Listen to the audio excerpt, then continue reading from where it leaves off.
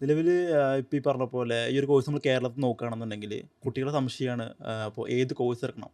അതായത് ഇപ്പോൾ university programmes ഉണ്ട്, ഡിപ്ലോമ പ്രോഗ്രാംസ് ഉണ്ട്, അതുപോലെ തന്നെ ആഡ് ഓൺ പ്രോഗ്രാംസ് ഉണ്ട്. അപ്പോൾ പ്ലസ് ടു കഴിഞ്ഞ് ഇപ്പോൾ ഏവിയേഷൻ ഇൻഡസ്ട്രിയിൽ പോയിട്ട് സ്കെയിലപ്പ് ആണെന്ന് വിചാരിക്കുന്ന വിദ്യാർത്ഥികൾക്ക് എടുത്തു പഠിക്കാൻ പറ്റിയ ബെസ്റ്റ് ഓപ്ഷൻ ഏതാണ്? അല്ലെങ്കിൽ ഇത് ഈ മൂന്ന് കോഴ്സും തമ്മിലുള്ള ഡിഫറൻസ് എന്താണ്? മാനേജ്മെൻറ്റ്, അതായത് നമ്മൾ ഈ പറഞ്ഞ എയർപോർട്ടുമായി ബന്ധപ്പെട്ടും എയർലൈൻസായിട്ട് ബന്ധപ്പെട്ടും കസ്റ്റമേഴ്സിനെ ഹാൻഡിൽ ചെയ്യുന്ന ഏരിയ എന്നല്ല ഉദ്ദേശിക്കുന്നത്. അതെ. അപ്പോൾ അത് നമ്മൾ അതുകൊണ്ടാണ് സാധാരണ വിദ്യാർത്ഥികൾ 3 തരത്തിലുള്ള കോഴ്സുകൾ ചൂസ് ചെയ്യാറുണ്ട്. ഇപ്പം നമ്മൾ പറഞ്ഞ ഡിപ്ലോമ കോഴ്സുണ്ട്, ഡിഗ്രിയിൽ കോഴ്സുകളുണ്ട്, അതുപോലെ തന്നെ ആഡ് ഓൺ കോഴ്സുകളുണ്ട്. കോഴ്സുണ്ട്. ഇത് 3ൻ്റെ വ്യത്യാസമാണ് ചോദിച്ചത്. നമ്മൾ ഇതിൻ്റെ വ്യത്യാസം എന്ന് പറഞ്ഞാൽ, ഇപ്പോൾ ഡിഗ്രി പഠിച്ചുകൊണ്ടിരിക്കുന്ന വിദ്യാർത്ഥികൾ പഠിച്ചുകൊണ്ടിരിക്കുന്ന പറഞ്ഞാൽ ഇതിനെ പറ്റിയിട്ട് കാര്യങ്ങളൊന്നും അറിയില്ല, പക്ഷേ നമ്മൾ BCom പഠിക്കുന്നുണ്ട്, BB പഠിക്കുന്നുണ്ട്. അതിനുശേഷം നമുക്ക് ഈ ഏവിയേഷൻ ഇൻഡസ്ട്രിയുടെ ജോബ് കാര്യങ്ങൾ മനസ്സിലായി, ഇൻഡസ്ട്രിയിൽ കൂടുതൽ ഓപ്പർച്യൂണിറ്റീസ് മനസ്സിലാക്കിയിട്ട് പഠിക്കാൻ താല്പര്യമുള്ള വിദ്യാർത്ഥികളാണ് കൂടുതലായിട്ടും 1 ഇയർ ഡിപ്ലോമ കോഴ്സ് എടുക്കുന്നത്. ഇനി അതുകൂടാതെ പ്ലസ് ടു കഴിഞ്ഞ വിദ്യാർത്ഥികൾക്കും എടുക്കാൻ പറ്റും. അങ്ങനെയുള്ള കുട്ടികളും ഡിപ്ലോമ 1 ഇയർ കോഴ്സ് ചൂസ് ചെയ്യാറുണ്ട്. ഈ 1 ഇയർ കോഴ്സ് കൊണ്ട് ഉദ്ദേശിക്കുന്നത്, അതിൽ പ്ലസ് ടുവിന് ജസ്റ്റ് ഈ പറഞ്ഞ പോലെ തന്നെ 50-60% മാർക്കും അത്യാവശ്യം BMI ബോഡി മാസ് ഇൻഡെക്സ് കാര്യങ്ങളൊക്കെ ഉള്ള, ലാംഗ്വേജ് നന്നായിട്ട് സംസാരിക്കാൻ കഴിയുന്ന ആൾക്കാരാണെങ്കിൽ ക്യാബിൻ ക്രൂ ആയിട്ട് നമുക്ക് കോഴ്സ് പഠിക്കാം. അത് 1 ഇയർ ഡിപ്ലോമ പ്രോഗ്രാമാണ്. ക്യാബിൻ ക്രൂ എന്ന് പറയുന്നത് നമ്മൾ പറഞ്ഞു ഫ്ലൈറ്റിനുള്ളിൽ വരുമ്പോൾ നമ്മുടെ പാസഞ്ചേഴ്സിനെ ഹാൻഡിൽ ചെയ്യുന്ന ഒരു മേഖലയാണ്. അപ്പോൾ അത് കംപ്ലീറ്റ്ലി അത് പ്ലസ് ടു കഴിഞ്ഞ കുട്ടികൾക്കും വേണമെങ്കിൽ എന്ത് ചെയ്യാം, കമ്മ്യൂണിക്കേഷനും ഈ പറഞ്ഞ കാര്യങ്ങളൊക്കെ ഉണ്ടെങ്കിൽ ഡയറക്റ്റ് നമുക്ക് ജോയിൻ ചെയ്യാൻ പറ്റുന്ന കോഴ്സാണ്. ഇനി അതുപോലെ ഡിഗ്രി കഴിഞ്ഞിട്ട് പെട്ടെന്നൊരു എയർപോർട്ടിൽ കയറണമെങ്കിൽ നമുക്ക് അങ്ങോട്ട് പോയി കഴിഞ്ഞാൽ അവിടുത്തെ ഇൻ്റർവ്യൂസ് ഒന്നും നമുക്ക് അറ്റൻഡ് ചെയ്യാൻ പറ്റില്ല. കാരണം ഇൻഡസ്ട്രിയെക്കുറിച്ച് മനസ്സിലാക്കണമല്ലോ, ഇൻഡസ്ട്രിയിൽ എന്താണ് പണി, അവിടെ എന്തൊക്കെയാണ് വർക്ക് നടക്കുന്നതെന്ന് മനസ്സിലാക്കി മാത്രമേ നമുക്ക് ജോലി കിട്ടുള്ളൂ. അങ്ങനെയുള്ള വിദ്യാർത്ഥികൾക്കും പെട്ടെന്ന് വരാൻ പറ്റുന്ന ഒരു മേഖലയാണെന്ത് 1 ഇയർ ഡിപ്ലോമ കോഴ്സ് എന്ന് പറയുന്നത്. 6 months ഉണ്ട്, 1 ഇയറും ഉണ്ട്.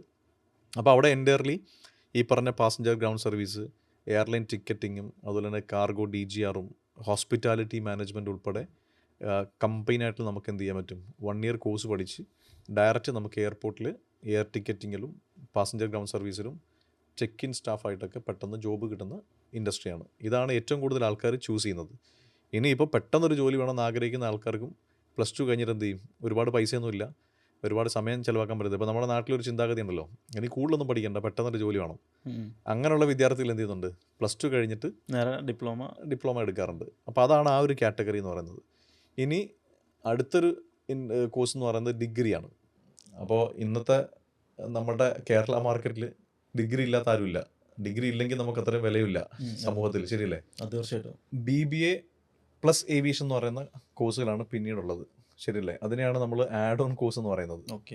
ഈ ആഡ് ഓൺ കോഴ്സ് എന്ന് പറയുന്നത് ഞാനീ പറഞ്ഞ പോലെ തന്നെ സ്പെഷ്യാലിറ്റി ആഗ്രഹിക്കുന്നവർക്ക് BBA ഏവിയേഷന് വേണ്ടി പോകാറുണ്ട്. പക്ഷേ BBA പ്ലസ് ഏവിയേഷൻ എടുക്കുന്നുള്ള ഗുണമെന്ന് പറഞ്ഞാൽ എൻറ്റയർലി കുറേ കൂടെ ഗുണങ്ങൾ കിട്ടുന്ന രീതിയിലാണ് ഈ കോഴ്സ് ഡിസൈൻ ചെയ്തിട്ടുള്ളത്. കാരണം നമുക്ക് BBA എന്ന് പറഞ്ഞ കോഴ്സ് ഇപ്പോൾ കേരളത്തിലും അതുപോലെ തന്നെ മറ്റ് സ്ഥലങ്ങളൊക്കെ അവൈലബിൾ ആണ്. പ്രത്യേകിച്ച് ഈ BBA എന്ന് പറഞ്ഞ കോഴ്സ് കംപ്ലീറ്റ്ലി ഒരു മാനേജ്മെൻറ്റ് കോഴ്സ് ആയതുകൊണ്ട്, MBA ഒരു മാനേജ്മെൻറ്റ് കോഴ്സ് ആണല്ലേ, മാസ്റ്റർ ഓഫ് ബിസിനസ് അഡ്മിനിസ്ട്രേഷൻ, BBAയും ബാച്ചലർ ഓഫ് ബിസിനസ് അഡ്മിനിസ്ട്രേഷൻ ആണ്. അപ്പോൾ ഇത് രണ്ടും ഇപ്പോൾ നമ്മുടെ AICTEയുടെ അണ്ടറിലാണ് വന്നിട്ടുള്ളത്. നമ്മുടെ all India council for technical education, അതിൻ്റെ അണ്ടറിലാണ് BBAയും BCAയും വന്നിട്ടുള്ളത്. അപ്പോൾ അതുകൊണ്ട് തന്നെ നമ്മളുടെ NEP പോളിസി, നാഷണൽ എഡ്യൂക്കേഷൻ പോളിസിയിൽ എന്തൊക്കെ മാറ്റങ്ങളാണോ വന്നിട്ടുള്ളത്, ആ മാറ്റങ്ങളെല്ലാം കംപ്ലീറ്റ്ലി വരുത്തിയിട്ടാണ് ഒരു ഹോണേഴ്സ് ഡിഗ്രി ആയിട്ടാണ് നമുക്ക് BBA കിട്ടുന്നത്. അപ്പോൾ എൻ്റർലി BBA എന്ന് പറഞ്ഞാൽ 4 years ഡിഗ്രി കോഴ്സാണ്. അപ്പോൾ ഒരു ഗ്രാജുവേഷൻ കഴിഞ്ഞിട്ട് റിസർച്ച് ആഗ്രഹിക്കുന്ന വിദ്യാർത്ഥികൾക്ക്, ഒരു ഇൻഡസ്ട്രിയൽ എക്സ്പീരിയൻസ് ഒക്കെ ആഗ്രഹിക്കുന്നവർക്ക് കറക്റ്റായിട്ട് ആപ്റ്റായിട്ടുള്ളൊരു കോഴ്സാണ് BBA ഹോണേഴ്സ് ഡിഗ്രി എന്ന് പറയുന്നത്. ഇത് കംപ്ലീറ്റ്ലി യൂണിവേഴ്സിറ്റി അഫിലിയേറ്റഡ് ആണ്. അപ്പോൾ MG യൂണിവേഴ്സിറ്റി, കേരളത്തിൽ എറണാകുളത്തൊക്കെ ആണെങ്കിൽ MG യൂണിവേഴ്സിറ്റി, അപ്പോൾ കാലിക്കറ്റ് ആണെങ്കിൽ കാലിക്കറ്റ് യൂണിവേഴ്സിറ്റി, ഇങ്ങനെയാണ് വരിക. പിന്നെ പല യൂണിവേഴ്സിറ്റീസ് ഉണ്ട് അല്ലേ. പിന്നെ AICTEയുടെ കൂടെ അണ്ടറിൽ വരുന്ന ആയതുകൊണ്ട് ആ കോഴ്സ് ഇപ്പോൾ വരുന്ന എല്ലാ സിലബസും ഞാൻ നോക്കിയപ്പം പക്കാ കോഴ്സാണ്. കുട്ടികൾക്ക് കുറച്ചുകൂടെ ഇൻഡസ്ട്രിയൽ എക്സ്പീരിയൻസ് കിട്ടുന്നുണ്ട്, പല കാര്യങ്ങളും മാനേജ്മെൻറ്റ് എക്സ്പീരിയൻസിൽ അഡ്വാൻസ്ഡ് ആയിട്ട് ലെവലിൽ പഠിക്കാൻ പറ്റുന്നുണ്ട്. അഡ്വാൻസ് എക്സൽ, അതുപോലെ തന്നെ AI ടൂൾസുകളൊക്കെ നമുക്കതിനകത്ത് കൊണ്ടുവന്ന് പഠിപ്പിക്കാൻ പറ്റും. അപ്പോൾ ഇതുകൊണ്ട് തന്നെ BBA എന്ന് പറഞ്ഞൊരു കോഴ്സ് കംപ്ലീറ്റ്ലി ഹോണേഴ്സ് ഡിഗ്രിയാണ്. അതുകൊണ്ട് തന്നെ അവർക്ക് ഫ്യൂച്ചറിൽ MNC കമ്പനികളിലും അതുപോലെ തന്നെ നിരവധി ഓപ്പർച്യൂണിറ്റീസ്, ഒരു ഓൺടർപ്രണർ ആവാം, സ്വന്തമായിട്ടൊരു ബിസിനസ് ചെയ്യുന്ന ആളാണെങ്കിൽ ഓൺടർപ്രണർ ആവാം, അല്ലെങ്കിൽ വലിയ വലിയ കമ്പനികളുടെ മാനേജറിയൽ പോസ്റ്റുകളിൽ മാനേജറും MD ആയിട്ടും അതുപോലെ തന്നെ പല പല സെയിൽസ് ലീഡറായിട്ടൊക്കെ നമുക്ക് വർക്ക് ചെയ്യാൻ പറ്റും. ഇത് ഒരുപാട് ഓപ്പർച്യൂണിറ്റീസ് ഉള്ള കോഴ്സാണ് BBA മാത്രം എന്ന് പറയുന്നത്. പ്ലസ് എന്ന് പറയുന്നത് അതിനപ്പുറത്ത് പ്ലസ് കഴിഞ്ഞാൽ അടുത്ത ഇൻഡസ്ട്രിയാണ് നമ്മൾ ഏവിയേഷൻ എന്ന് ഉദ്ദേശിക്കുന്നത്. അപ്പോൾ അതുകൊണ്ടുള്ള ഗുണം ഈ BBA എന്ന് പറയുന്ന ഡിപ്പാർട്ട്മെൻറ്റിൽ ധാരാളം ഓപ്പർച്യൂണിറ്റീസ് വന്നിട്ടുണ്ട്. അത് കൂടാതെ തന്നെ ഏവിയേഷനിൽ താല്പര്യമുള്ള വിദ്യാർത്ഥികളായിരിക്കും അവിടെ ജോയിൻ ചെയ്യുന്നത്. അപ്പം നമുക്ക് സമയം നഷ്ടപ്പെടാതെ, അതായത് ഡിഗ്രി കഴിഞ്ഞിട്ട്, ഇപ്പോൾ നമ്മൾ കേരളത്തിൽ കണ്ടുവരുന്ന അവസ്ഥ എന്ന് പറഞ്ഞാൽ ഡിഗ്രി കഴിഞ്ഞിട്ടാണ് പിന്നീട് ഈ കോഴ്സിൻ്റെ സാധ്യതകൾ അന്വേഷിച്ചിട്ട് ഡിപ്ലോമ കോഴ്സുകൾ ലക്ഷങ്ങൾ കൊടുത്ത് പഠിക്കുന്നത്. പിന്നെ ഹോസ്റ്റൽ ഫീസുകൾ ചിലവാണ്. ഹോസ്റ്റൽ ഫീസ് നമുക്ക് എക്സ്ട്രാ കൊടുക്കേണ്ടി വരുമല്ലോ ഡിഗ്രി കഴിഞ്ഞതിന് ശേഷം. അപ്പോൾ ഇതൊന്നുമില്ല. നമ്മളുടെ കോളേജുകളിൽ ഏറ്റവും നല്ല ഫെസിലിറ്റീസോട് കൂടിയിട്ട് BBA ഡിഗ്രിയുടെ കൂടെ നമുക്ക് സമയം കളയാതെ ഇൻ്റർഗ്രേറ്റ് ചെയ്തിട്ടുകൊണ്ട് പഠിക്കാൻ പറ്റുന്ന കോഴ്സാണ് ഏവിയേഷൻ എന്ന് പറയുന്നത്. അപ്പോൾ ഈ ഏവിയേഷൻ്റെ ഗുണമെന്ന് പറഞ്ഞാൽ ഇത് കംപ്ലീറ്റ്ലി അയാട്ട സിലബസിലായിരിക്കും പഠിപ്പിക്കുന്നത്. ഇൻ്റർനാഷണൽ എയർ ട്രാൻസ്പോർട്ട് അസോസിയേഷനാണ് അയാട്ട എന്ന് പറയുന്നത്. അപ്പോൾ ഇന്ന് ലോകത്ത് എത്ര ലക്ഷം പാസഞ്ചേഴ്സ് ഫ്ലൈ ചെയ്തു എന്ന് ചോദിച്ചു കഴിഞ്ഞാൽ, യാത്രക്കാർ എത്ര പേര് ഫ്ലൈ ചെയ്യുന്നു എന്നുള്ള കണക്ക് ചോദിച്ചു കഴിഞ്ഞാൽ അത് കണ്ടെത്തേണ്ടത് അയാട്ടയുടെ കയ്യിൽ നിന്നാണ്. അയാട്ട എന്ന് പറയുന്ന ഒരു കാനഡ ബേസ്ഡ് ആയിട്ടുള്ള ഒരു ബോഡിയാണ്. ഇപ്പോൾ ലോകത്ത് നിരവധി കൺട്രികളിൽ ഇത് വാലിഡാണ്. എല്ലാ സ്ഥലങ്ങളും മിക്കവാറും ഒരുപാട് 150+ 150 പരം കൺട്രികളിൽ ഈ സർട്ടിഫിക്കേഷൻ വാലിഡാണ്.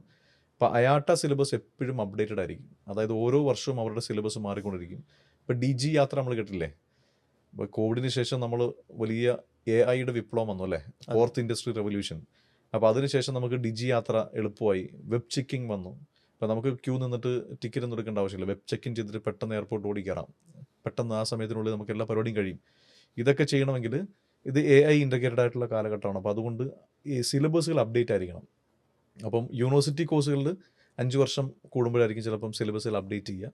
പക്ഷേ ഇവിടെ വരുമ്പോഴത്തേക്ക് അയാട്ടയുടെ സിലബസ് എന്ന് പറഞ്ഞാൽ ഓരോ വർഷം ഉണ്ടാവും. അപ്പോൾ ഈ സിലബസ് വെച്ചിട്ട് കൃത്യമായിട്ട് എയർലൈൻ ആൻഡ് എയർപോർട്ട് മാനേജ്മെൻറ്റ് പഠിക്കുന്നു. പിന്നീട് ഒരു സർട്ടിഫിക്കേഷൻ മാത്രമല്ല, നമുക്ക് ഡിഫറെൻറ്റ് ഓപ്ഷൻസ് എന്ത് ചെയ്യാൻ പറ്റും. ഈ BBA പ്ലസ് ഏവിയേഷൻ പഠിക്കുമ്പോൾ ആഡ് ഓൺ പഠിക്കുമ്പോൾ കിട്ടും. അങ്ങനെ BBAയിൽ തനിയെ ഒരു ഡിഗ്രി കിട്ടി, ഹോണേഴ്സ് ഡിഗ്രിയാണ്.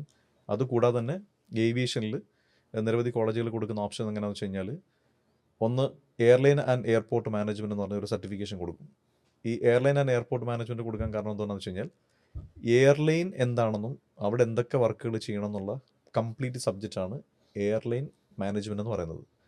എയർപോർട്ട് എന്താണെന്നും എയർപോർട്ടിൻ്റെ റൂൾസ് ആൻഡ് റെഗുലേഷൻസ് എന്താണ്, അവിടെ എന്തൊക്കെ വർക്കുകളാണ് വരുന്നത് എന്നുള്ളത് കൃത്യമായിട്ട് പഠിപ്പിച്ചു കൊടുക്കുന്ന മാനേജ്മെൻറ്റ് സബ്ജക്റ്റാണ് എയർപോർട്ട് മാനേജ്മെൻറ്റ് എന്ന് പറയുന്നത്. ഇത് രണ്ടിനെയും കൂടെ പറയുന്ന പേര് ആണ് എന്ത്, എയർലൈൻ ആൻഡ് എയർപോർട്ട് മാനേജ്മെൻറ്റ്. അതൊരു സർട്ടിഫിക്കേഷനായിട്ട് നമുക്ക് കിട്ടും. ഇപ്പോൾ നമ്മളൊക്കെ ഈ വിദ്യാഭ്യാസ മേഖല ആയതുകൊണ്ട് സാധാരണ നമ്മൾ കൊടുക്കുന്നത് എയർലൈൻ ആൻഡ് എയർപോർട്ട് മാനേജ്മെൻറ്റ്. അപ്പോൾ സ്റ്റേറ്റ് കൗൺസിൽ സർട്ടിഫിക്കേഷനുണ്ട്. അയാട്ടയുടെ എക്സാം എഴുതിയിട്ട് അയാട്ട എക്സാമിനേഷനും കിട്ടും. ഇനി നിങ്ങൾക്ക് കോഴ്സ് സംബന്ധമായ സംശയങ്ങളോ കോളേജ് സംബന്ധമായ സംശയങ്ങളോ, ഏതെങ്കിലും എക്സാംസിനെ പറ്റിയിട്ടോ, ഏതെങ്കിലും കോളേജിനെ പറ്റിയിട്ടോ, ഏതെങ്കിലും കോളേജിൻ്റെ ഫീസ് സ്ട്രക്ചറോ എന്തെങ്കിലും അറിയാൻ താല്പര്യമുണ്ടെങ്കിൽ താഴെ കൊടുത്തതിന് കമൻറ്റ് ബോക്സിൽ എന്ത് ചെയ്യാം, രേഖപ്പെടുത്താം. അല്ലാന്നുണ്ടെങ്കിൽ താഴെ കൊടുത്തതിന് നമ്പറിൽ എന്ത് ചെയ്യാം, കോൺടാക്ട് ചെയ്യാം.